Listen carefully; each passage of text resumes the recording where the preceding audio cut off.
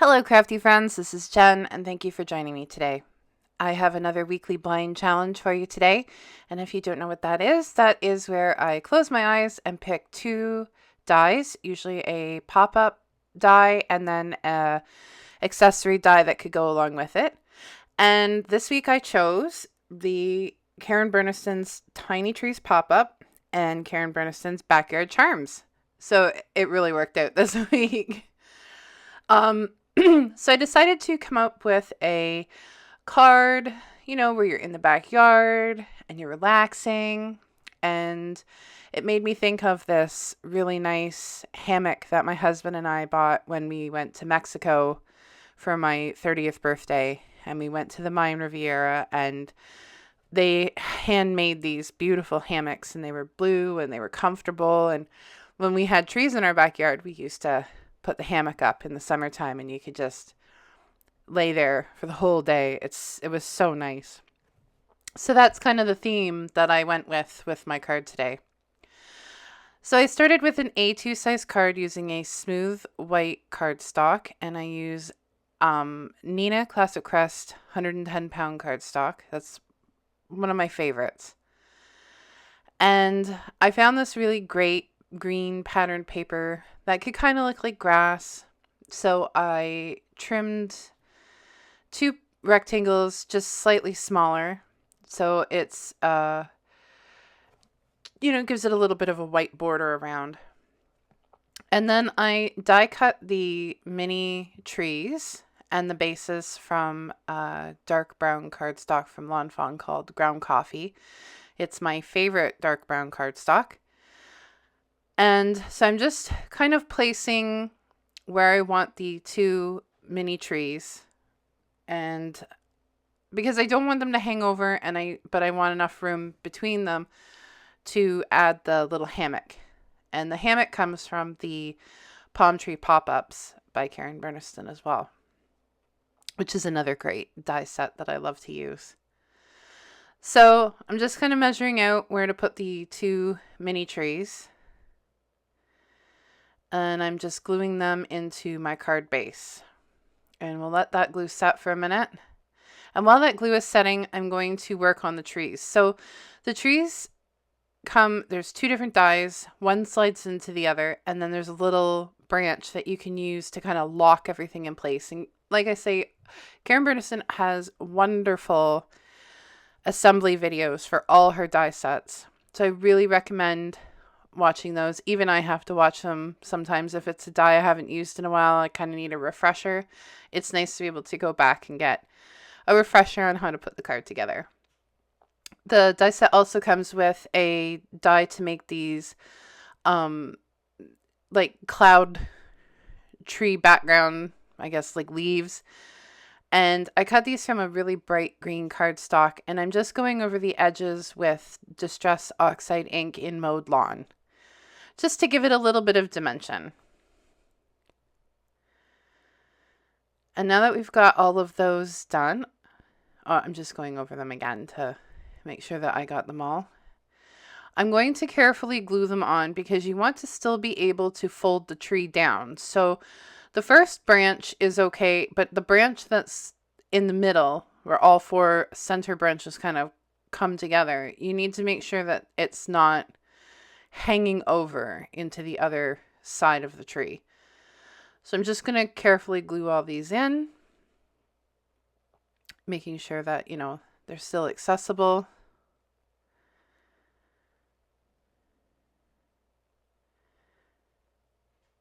And I really love these tiny trees. There's also an add-on for them, and it's like little fruit. And then you can add apples or peaches or pears and oranges. And so it really is, you can make it for any season, really.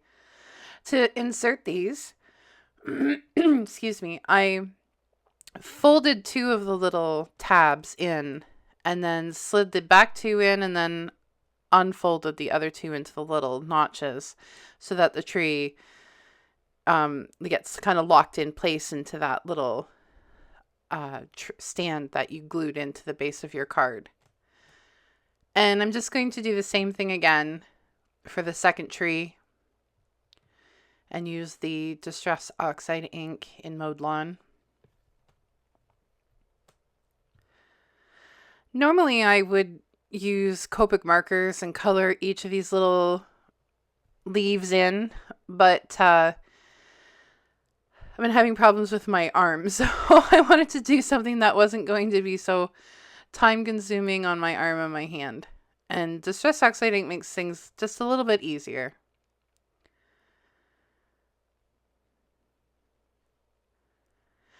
And I always make sure that I wipe down my workstation afterwards so that I don't end up with green everywhere. As you can see, one of my fingers is green. My hands were very messy after this card, covered in glue and Distress Oxide ink. But I guess that's the whole fun of crafting, right? Getting messy. And I'm just going to finish gluing the little leaves on. And I'm just making sure too that the tree can bend and move. And I'll pop that into place.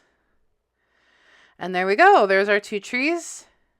Now I noticed that one of the leaves was hanging over the edge of the card and I didn't want that. So I just kind of glued it into a different position. And it kind of left me with a couple of little extra branches that weren't there, but it actually looked kind of cool. So here I just added a little bit of Copic marker to my hammock. And I'm sliding in some baker's twine and then adding in my hammock, and then I'm just going to knot that into place. And I just kind of, added a tiny little bit of Copic marker to that hammock just to give it some dimension. And then just very carefully knotting that baker's twine into place, making sure everything's good. And then I'm just trimming off the little extra bits. And there we have our hammock. So the second die that I picked out was the Backyard Charms.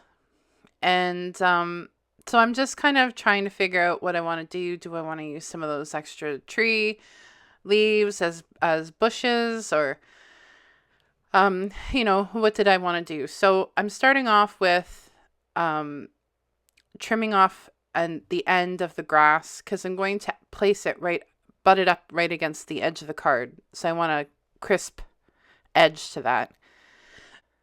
So I'm just starting off with coloring in the little mushroom that comes with the Backyard Charms.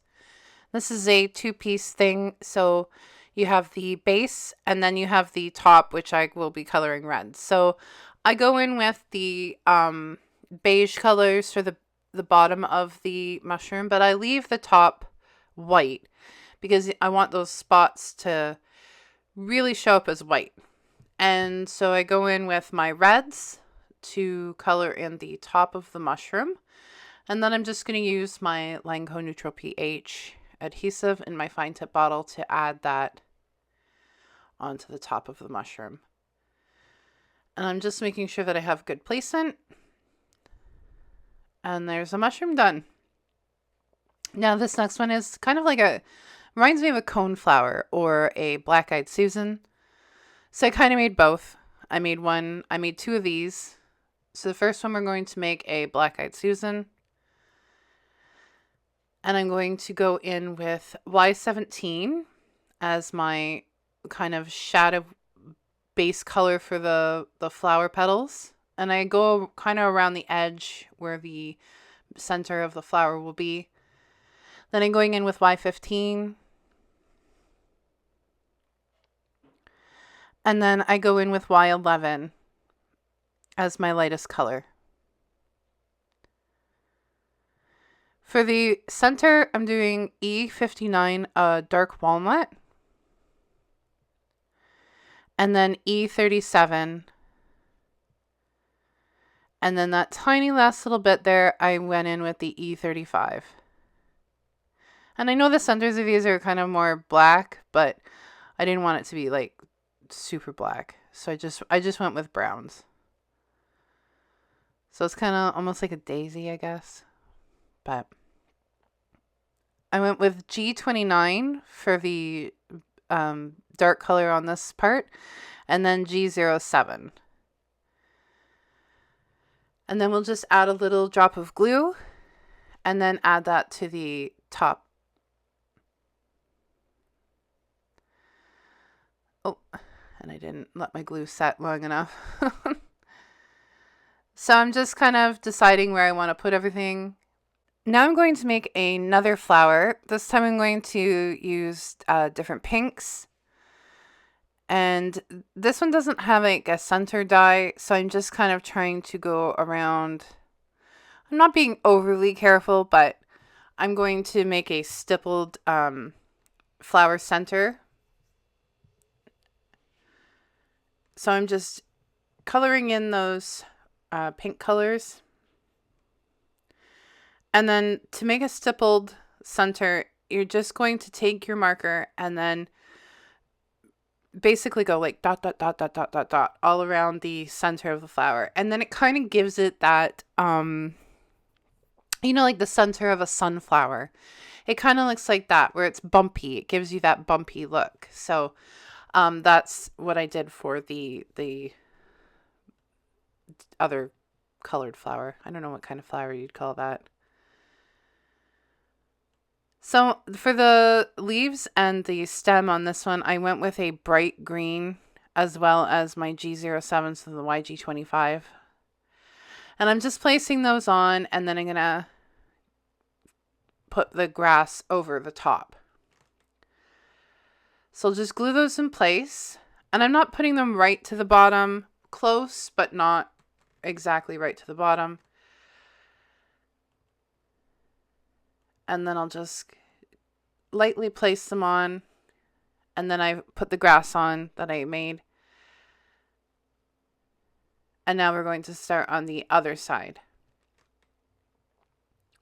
So this time I'm going to use a snail, which also comes with the backyard charms. And I'm just trimming off the charm top. So what the charms are is basically like a little dangly piece that you can add to your cards, which is kind of neat because all you really need is like a little ring, and you run it through the ring, and then you can add it to, if you had, say,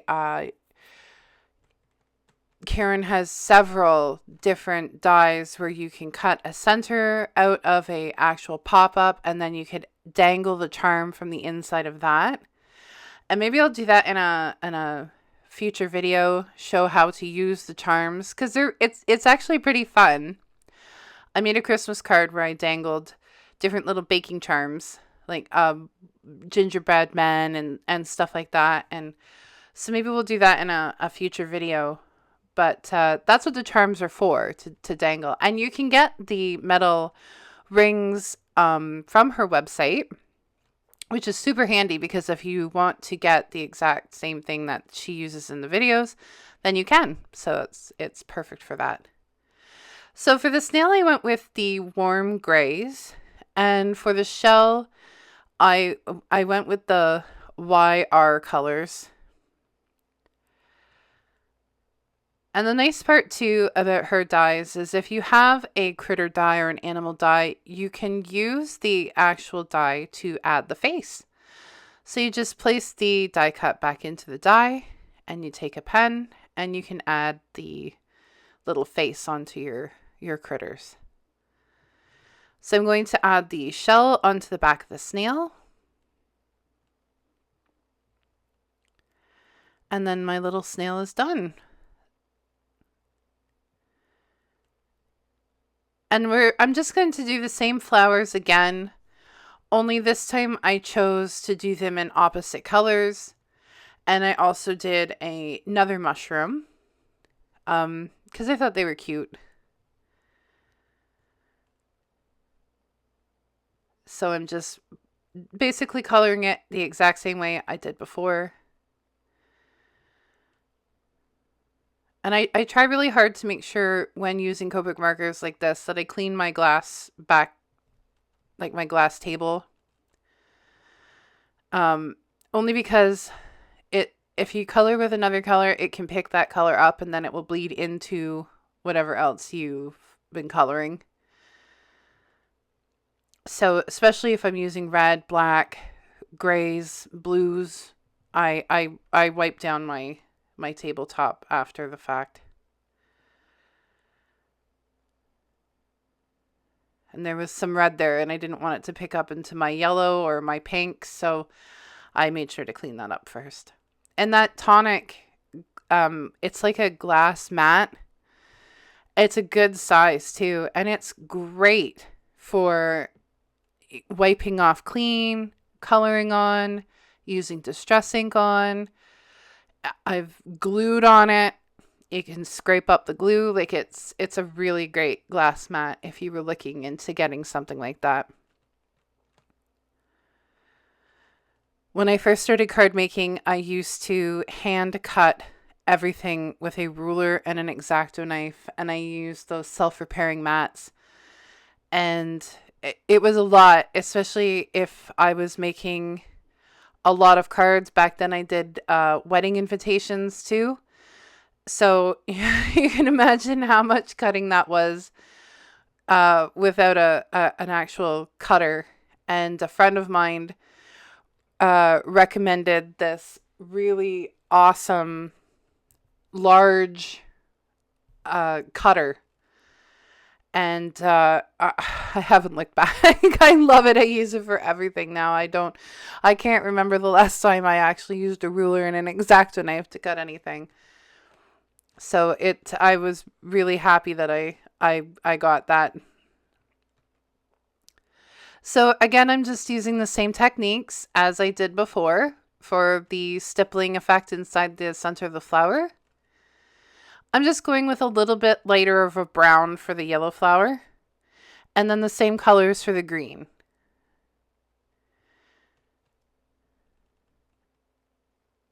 So I decided that I'm adding everything in, and I'm thinking this is getting pretty thick.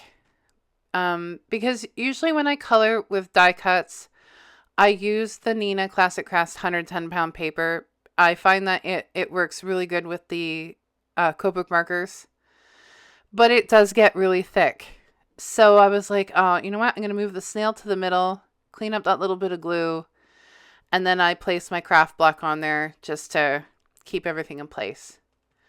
So for the top of the card, I didn't know what to do. So I thought, oh, you know what? I'll use that really great happy birthday die that Karen has, and I'll make it variegated colors. So I used Tumbled Glass and Salty Ocean. And then I die cut the happy birthday out of that. So it looks like variegated blues. And I'm just going to glue that into the top part of the card. I thought about doing a picnic scene. Karen Burniston has a really awesome picnic elements. It comes with a little blanket and all the little food. And it's really cool. But I didn't want it to be too busy. So I just went with the happy birthday sentiment. Now there's two little birds that come with the tiny trees pop up. One looks like a cardinal, and one could be any other kind of bird, bluebird or robin or whatever you wanted to make. And it also, I dug out in the backyard charms, the butterfly. And I wanted to make a monarch because that's my favorite butterfly. So I'm just tracing out the orange areas that I want to add to the butterfly.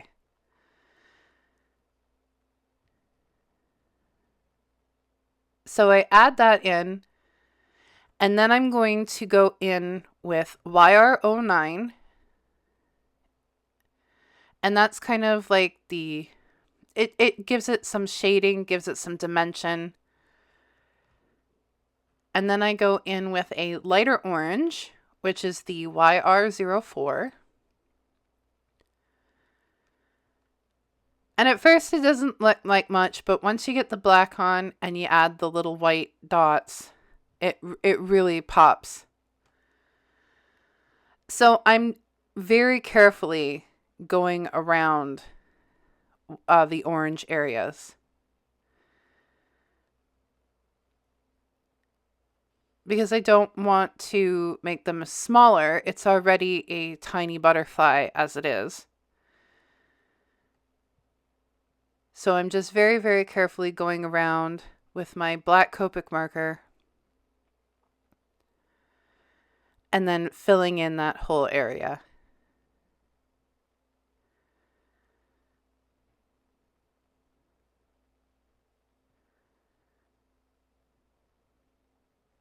And this is just, for me, I feel like this is the safest way to go, is just kind of take your time, because you can't redo the orange once you've gone over it with the black.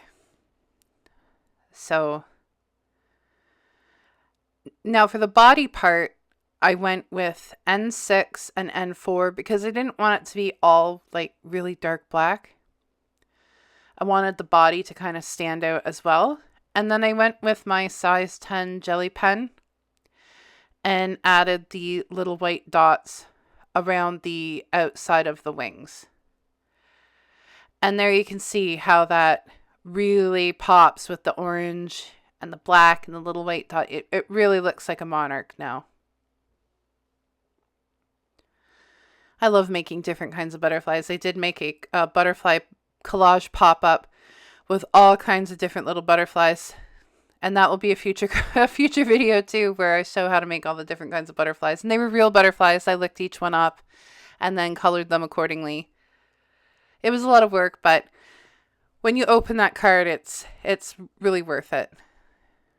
So for this little bird, I just went with a little yellow chickadee. Sometimes we get them around where I live. And I'm adding this one to the happy birthday sentiment. And then for this one, I made a cardinal. And I'm just going to add that to one of the tree branches.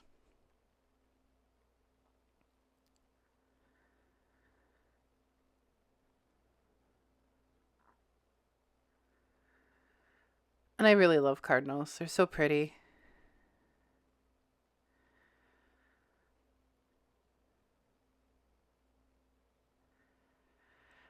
I'll glue that on. And then that's all done. So I wanted to add something kind of fancy for the sentiment. So I used the rectangles and labels crosshatch die set that Karen has to create the area to sign the card. And that also goes with the, there's a label pop-up that she has that coordinates with. So we're going to work on the front of the card now. And I wanted to go with something like relax, it's your birthday. So I got out her really amazing sentiment stamps for birthday and belated. And then I used her alphabet die to create the word relax. And I'm just using this really great tape that I found at Simon Says Stamps. It's great repositionable tape. Can be used quite a few times in the die cutting machine. And it doesn't wreck your work, which is really nice. So I'm going to use the same background as the inside of the card. And I used her oval dies to cut out a cross-hatched oval. And I'm using the It's Your Birthday from the birthday sentiments. So I wanted to add some trees to this, but you obviously don't want the bottom of the trees there. So I just kind of trim those off in a neat little way. And I die cut some more of the tree leaves and then doing the same technique again with the distress ink. So I didn't want to make the front of the card too busy because there's so much going on the inside. But I wanted to carry the same theme, so I'm adding 2 trees to the front. And if you're going to use a tree like that, you want to make sure that you use the tree die that doesn't have the slit down the center.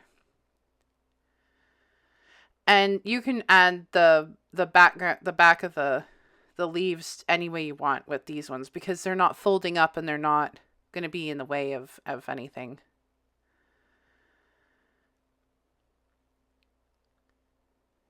So I'm just going to glue those onto the backs. And then we have the 2 trees ready to go. So I'm going to get out my Misty and I'm going to get ready to stamp. But first I want to add the word relax to the oval background. And I also, again, did the variegated blue with that word. And I used the same blue colors as the happy birthday on the inside. And I kind of made them, they're not straight. It kind of looks neat. And then I just positioned the 2 sentiment stamps. And then I used Lawn Fawn's jet black ink. And I stamped them a few times. I figured out that I had something stuck to my stamp, so I got rid of that and then stamped it again. And then to clean them, it's just a little bit of water and a cloth, and then they're good and clean. So now I was just trying to figure out, where do I want to put the trees? Do I want to put them in the back? Do I put them in the front? They're going to kind of hang over, and then I'll just trim that. So that's what I kind of decided to do. So I'm just going to glue that oval down. And these craft blocks are great for holding down stuff while glue sets.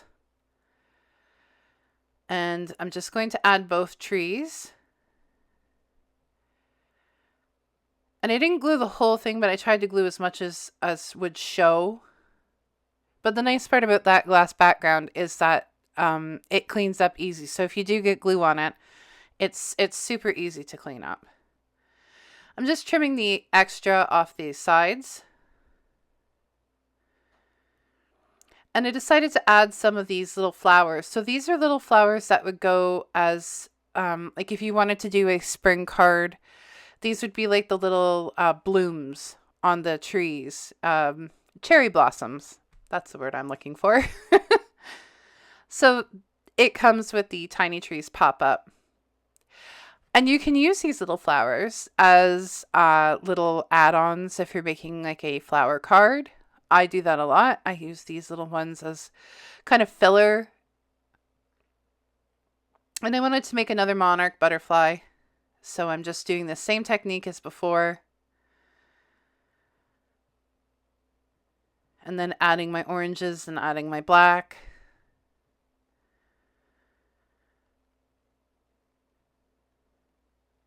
And then we'll add that to the front of the card as well.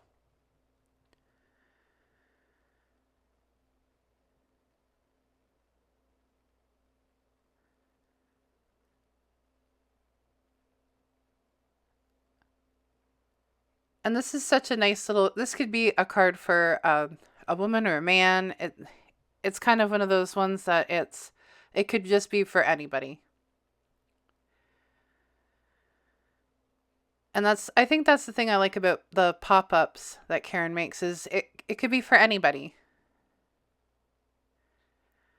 And it's such a fun surprise when you open the card and something actually pops out and it's like oh wow, isn't that amazing? So I'm going to add that to the top of the card. And I was just trying to figure out, do I add in some more flowers? So I just put the one behind the butterfly there and added another one to the front. And I used this double-sided adhesive tape on the back. Now, before I add the front to the card, I wanted to add some glitter gel and some glossy accents. So my husband loves when I use glossy accents. So every card I make, I try and do one little thing in glossy accents. And then when he looks at the card, I'll say, "Do you see the glossy accents?" And he's like, "Yep, that's right there. Oh yeah, that looks really good." And so I like to add that to my cards. And I added the glitter gel. It's a Stickles. Just adds a little bit of something extra. For the center of the little flowers, I added some gold pearl. And then I added more of the glitter gel to the word relax.